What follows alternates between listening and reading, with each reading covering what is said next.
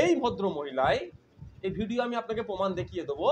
রাজনৈতিক মঞ্চ না থেকে হলো অন্য মঞ্চ থেকে মমতা ব্যানার্জি নামে অনেক উৎসাহ ছড়েছে, স্বার্থে ধান্দাবাজি এগুলো। আর আপনি যে বললেন ইমাম সম্মেলনের ব্যাপারে, ওই 8 বছর 10 বছরের ছেলের ইমামগুলোর কথা বলছিলেন না, হাফ প্যান্ট পরে যে বাচ্চাগুলো এসেছিল ইমাম, ওদের কথা বলছেন? সন্দেশ খালি থেকে লোক নিয়ে এসে ভিড় করিয়েছে এরা। আমি এটা কথা বলছি, রাজারহাট থেকে লোক নিয়ে এসে ভিড় করিয়েছে। ভাঙড়ের মানুষরা দিক থেকে মুখ ফিরিয়ে নিয়েছে।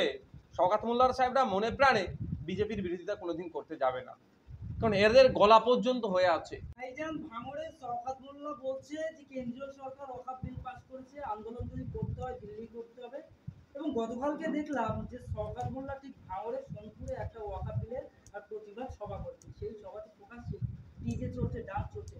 ইতিমধ্যে ভাঙড়ের মানুষ প্রশ্ন শুরু করে দিচ্ছে, তাহলে কি তারা প্রতিবাদ মিছিল করেছে নাকি বিচিত্র অনুষ্ঠান দিয়েছে?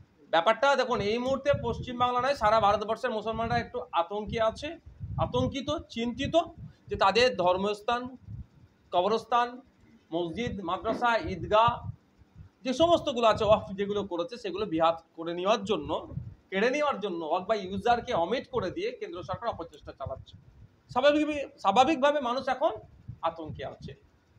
সেই সময়ে এক ওয়াকফ সংশোধনী আইনের বিরোধিতার নাম করে যেভাবে স্টেজে ওই আপনাদের কথাই কি গান চালিয়েছে, হ্যান করেছে, ত্যান করেছে, এটা তাকে বোঝা যাচ্ছে, নৃত্য পরিবেশন করিয়েছে যে বিজেপি নিয়ে আসা আইনটা শওকত মোল্লা সাহেবদের তথা তৃণমূল কংগ্রেসের ভালো হয়েছে, খুশি হয়েছে। ওই জন্য বিরোধিতার ব্যানারটা সামনে রাখলেও মনের মধ্যে যেটা আছে সেটাকে যা নৃত্য পরিবেশনের মাধ্যমে প্রকাশ করেছে। বাংলার মানুষ জানুক, ভাঙড়ের মানুষ দেখুক, ক্যানিংয়ের মানুষ দেখুক যে 14 তারিখে যখন শান্তিপূর্ণভাবে প্রোটেস্ট করতে যাচ্ছিল সেই সময় কিভাবে পুলিশ আক্রমণ করেছে। তারপরে সোনপুর সবজি বাজারের ওখানে পুলিশ অতি সক্রিয় হয়ে কিভাবে করেছে, কেমন কতজনের নামে মামলা দিয়েছে। মানুষ দেখুক, মানুষের জবাব দেবে। শওকত মোল্লার সাহেবরা মনে প্রাণে বিজেপির বিরোধিতা কোনোদিন করতে যাবে না, কারণ এদের গলা পর্যন্ত হয়ে আছে। ইডি সিবিআই এদেরকে নোটিশ দিয়ে রেখেছে, যে কোনো সময় এদেরকে তুলে নিতে পারে। সেই জন্য এরা এদের কাজের মাধ্যমে দেখবেন বিজেপির কিভাবে সুবিধা হবে সেই চেষ্টা। এই মুহূর্তে নওশাদ সিদ্দিকী আইএসএফ সারা রাজ্য জুড়ে যেভাবে বিজেপির বিরোধিতা করছে, এই আইন প্রত্যাহারের বিরোধিতা করছে, বিজেপি চাপে পড়ছে। বিজেপি যখন চাপে পড়ছে, হয়তো বিজেপির নেতারা শওকত সাহেবদেরকে বা তৃণমূলের নেতাদেরকে বলে দিচ্ছে নওশাদদেরকে ঠান্ডা করো, নাহলে কিন্তু তোমাদের নামে যাদের নামে মামলা আছে তুলে নেব। এটাও তো হতে পারে।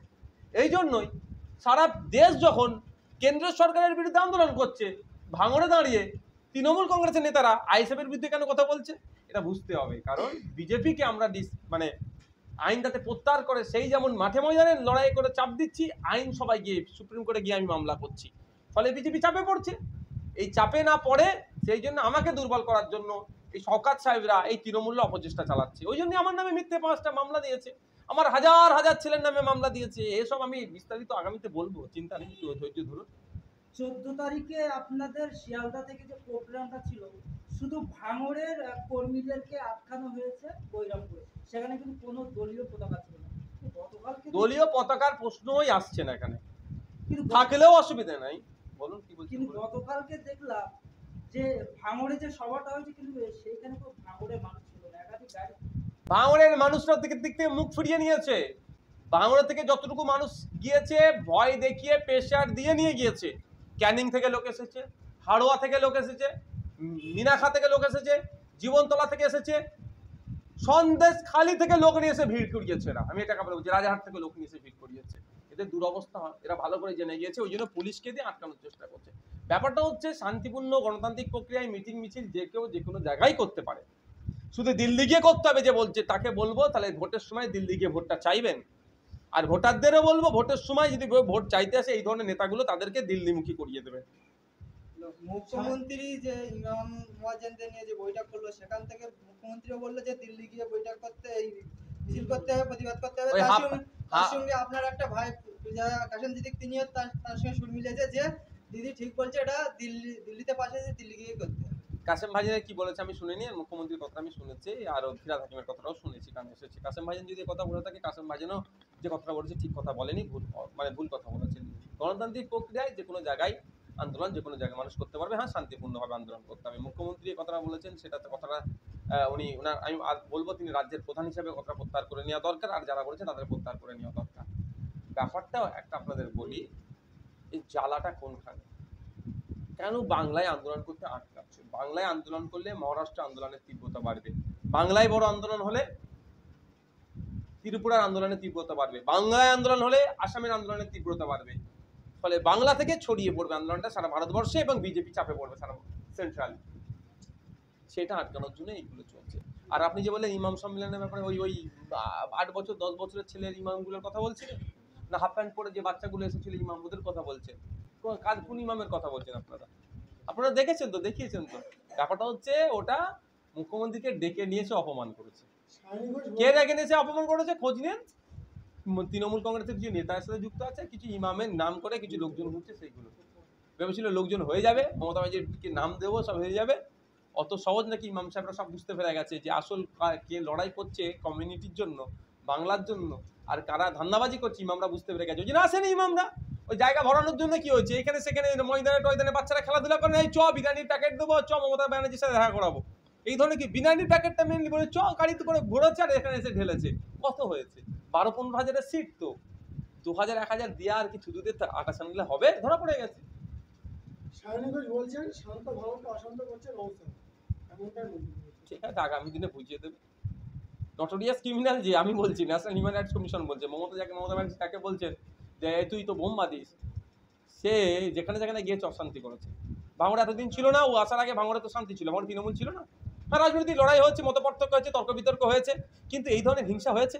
ও দায়িত্ব নেওয়ার পরে ভাঙড়া হিংসা হলো স্বাভাবিকভাবে। ওর যে সারাদিন বোম বাঁধে, মমতা ব্যানার্জি কথা, তুই তো বোম বাঁধি, সে কি আর গোলাপ দেবে? সে বোম বাঁধবে। তো ওকে দিয়েছে মানে এখানে হচ্ছে, এখানে গোলাপ পাবো কি করে? শাকিনুল বলছেন পার্লামেন্টে হুজুর তো যায়নি, হুজুর বুঝবে কি পার্লামেন্টে আমরা আওয়াজ তুলছি ওয়াকাফ নিয়ে, তিনি যদি যান তারপর বুঝতে পারবেন আমরা গলা ফাটাচ্ছি পার্লামেন্টে। ওদের বলুন, যদি সত্যিকারে আপনারা গলা ফাটিয়ে থাকেন, সত্যিকারের অর্থে যদি আপনারা ওয়াকাফ সংশোধনী আইন প্রত্যাহার করতে চান, তাহলে আপনাদের একাধিক এমপি ভোট দেয়নি, তাদের বিরুদ্ধে কি ব্যবস্থা গ্রহণ করছেন সেটা বলতে। ওনাকে বলুন যে আপনি যে ওয়াকাফ সংশোধনী আইনের বিরুদ্ধে ভোট দিয়েছেন এটার প্রমাণ পাবলিক ডোমিনে আনুন, এটা উনাকে বলে রাখছি। আপনাকে বলছি উনি দিক, তাহলে দুধকে দুধ পানিকে পানি হবে। কারণ ভোটাভুটির সময় ইদার কা মাল উদার হয়ে যায়। ভোটাভুটিতে অংশগ্রহণ করছে, কিন্তু কাকে ভোটটা দিল, বিজেপিকে দিল না বিজেপির বিরুদ্ধে দিল, সেটা ওনাকে পোস্ট করতে বলুন। আর দুটো এমপি, সিনিয়র মোস্ট এমপি রাজ্যসভাতে ভোট পচিয়েছে, কেন ভোট পচালো এর কারণটা জানাতে বলুন। রানীগঞ্জ থানার বক্তব্যের মাধ্যমে তিনি বললেন যে जब तूफान आता है हुजूर का झोपड़ी उड़ जाता है और जब वही तूफान आता है हमारा दीदी चप्पल सुखाता है। দেখুন, ব্যাপারটা হচ্ছে আমি রাজনীতি করি, গণতান্ত্রিক যে আমাদের প্রক্রিয়া সেটাকে মান্যতা দিয়ে, এবং কাউকে কোনো ভাষা দিয়ে কটূক্তি করে আমি রাজনীতি করি না। আপনারা জানেন অভিষেক ব্যানার্জি আর মমতা ব্যানার্জির যে সম্পর্ক, ভাইপোনা ছেলে নিয়ে অনেক বিস্তর তর্ক বিতর্ক হয়। আমি কিন্তু সবসময় এটাকে আটকাই এবং এটুকু বলি, কে কার ছেলে কে কার ভাইপো সেই দিয়ে আমার লড়াই নয়। আমার লড়াইটা হচ্ছে মানুষের অধিকার পাচ্ছে কি পাচ্ছে না। ক্ষমতায় আসার আগে দিয়ে দেওয়ার কথা বলেছিল, এখন দিচ্ছে না কেন? অকাশ সম্পত্তি উদ্ধারের কথা বলছিল, এখন অকাশ সম্পত্তি উদ্ধার হয় না, এখন এই নিয়ে লড়াই। সুতরাং একটা কথা বলতে পারি, এই এই এই এই ভদ্র মহিলায়, এই ভিডিও আমি আপনাকে প্রমাণ দেখিয়ে দেবো, রাজনৈতিক মঞ্চ না থেকে হলো অন্য মঞ্চ থেকে মমতা ব্যানার্জি নামে অনেক কুৎসা ছড়েছে। স্বার্থে ধান্দাবাজি, এগুলো স্বার্থের জন্য এখন মমতা ব্যানার্জি জিন্দাবাদ বলছে। কালকে এই ভদ্র মহিলার আমি বলছি, যদি প্রয়োজন হয় শুভেন্দু অধিকারী জিন্দাবাদ বলতে এক পা পিছপা হবে না। যদি অমিত শাহ জিন্দাবাদ বললে এদের লাভ হয়, দেখবেন এরা অমিত শাহর নামে জয়ধ্বনি দেবে। এগুলো হচ্ছে কি, এরা হচ্ছে সেশনের, যখন যেটা সেশন চলে তার উপরে লাভ উঠে পড়ে। যে ডুবতে চাইবে তাকে ডুবিয়ে দিয়ে অন্য জায়গায় লাভ মারবে। এরা পাঁচিলে উঠে থাকা, বসে থাকা, এদের কথাটা আমি জবাব প্রয়োজন বোধ করছি না, আমার লেভেলেরা আসছে না।